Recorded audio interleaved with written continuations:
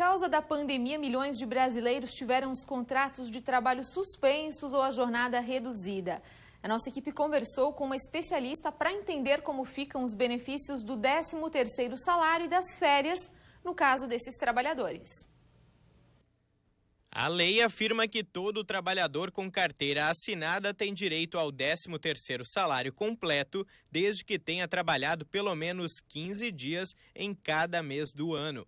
Entretanto, como muitas pessoas tiveram a jornada de trabalho reduzida durante a pandemia, fica a dúvida: o benefício pode vir com descontos nesse caso? Para quem teve a redução da jornada de trabalho, não tem nenhuma alteração em relação ao 13º salário.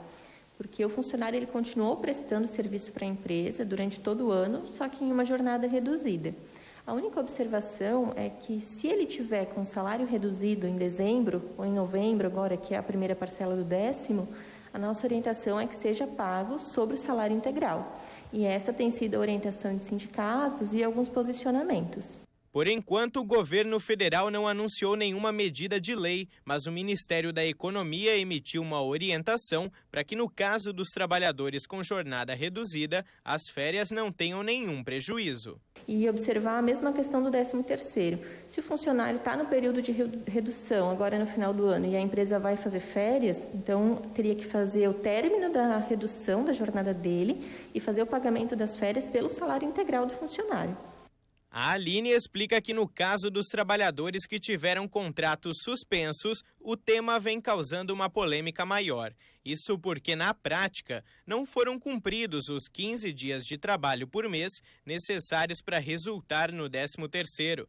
Dessa forma, ele receberia o valor do benefício com descontos. A situação é a seguinte: o funcionário ele fez um acordo no momento da suspensão e isso talvez não estava previsto. Então, agora ele vai ter, sim, esse prejuízo caso não seja pago. Mas a orientação que a gente teve do Ministério da Economia nessa semana é para pagar somente os avos de 13º efetivamente trabalhados. Então, se o funcionário trabalhou 15 dias durante aquele mês, ele tem direito ao avo de 13º salário. O 13º salário também não está previsto no pagamento através do auxílio emergencial. Se a empresa optar por fazer o pagamento só do avo que o funcionário trabalhou, só do 13º em que ele trabalhou na empresa, esse valor da diferença o funcionário não vai receber, porque o benefício emergencial não previa fazer o pagamento dessa verba também. Além disso, para quem teve suspenso o contrato, o período em que ficou fora pode ser desconsiderado como tempo de apuração para as férias. Mas vale ressaltar que essas recomendações do Ministério da Economia ainda não têm um valor legal. Portanto, num possível processo trabalhista, por exemplo, a Justiça pode entender de outra forma. Aí, vale muito a conversa entre a empresa e o funcionário.